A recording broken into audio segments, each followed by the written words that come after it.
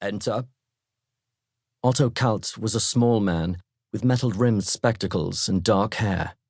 He stood to attention, raised himself to his full height, no more than 5.5 feet, and clicked his heels. Heil Hitler! He shot his arm out in the fascist salute. From behind his desk, Bormann waved at Kalt to approach. Kalt took 2 steps forward. No one could have looked less like the Nazis' idealistic Nordic Aryan than Otto Kalt. Not even Himmler was such a poor specimen. Bormann was not much taller, but he was broad and powerful, with the build and demeanor of a hog and the cunning of a cur. He ran his hand through his thinning, slicked-back hair and nodded to Kalt. He had known and used Otto Kalt, who was of a similar age, early 40s, half his life. They had been together since the heady days of the early 1920s.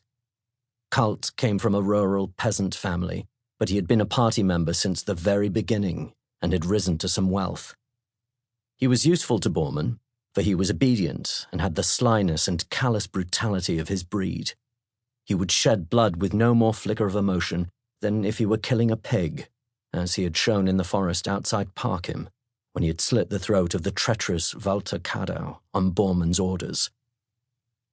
Kalt had always submitted to Bormann, obeying every command, just as Bormann, in his turn, submitted to every desire of his master, the Führer.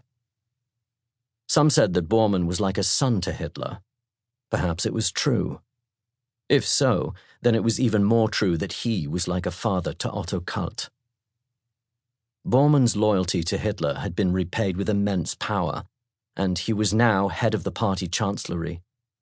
Kalt, in his turn, had been repaid for his loyalty, with the means to purchase a large and splendid farm a little way east of Hamburg.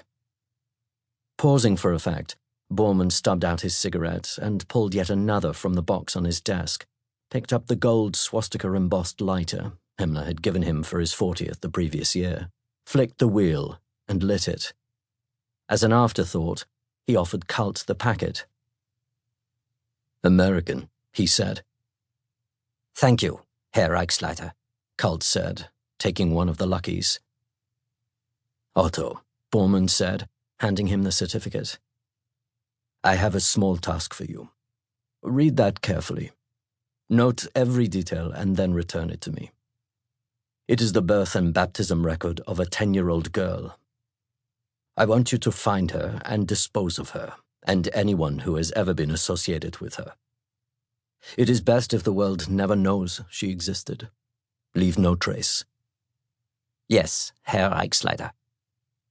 "I cannot stress how important this task is. You have done many favors for me over the years, and I have rewarded you well. But nothing has been as crucial as this one thing.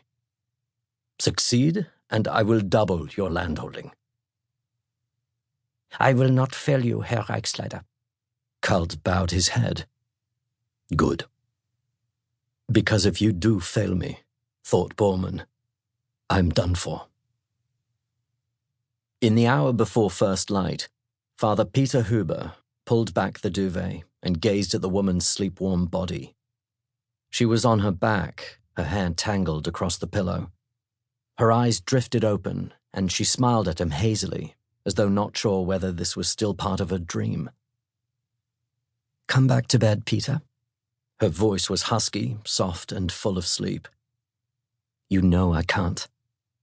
He knelt at the side of the bed as though about to pray, but instead he bent forward and kissed her pubic hair lightly, breathing in the intoxicating fumes. She rolled towards him, and as he stood up, she reached out and tried to fumble beneath his priest's robes. "Let me kiss you there too." "Trutchen, you are bad." "But that's why you love me, Peter. And later, I will confess to the priest and will be forgiven my transgressions." "I am the priest." "And will you deal with me very harshly, Father? Will you make me say 12 Hail Marys?" He laughed. "I have made you coffee. It's in the kitchen." It was still dark and snowing gently when Father Huber opened the door. Chuchen's house was a little way from the village of Braundorf, a fact which made these nightly visits possible. It was a pleasant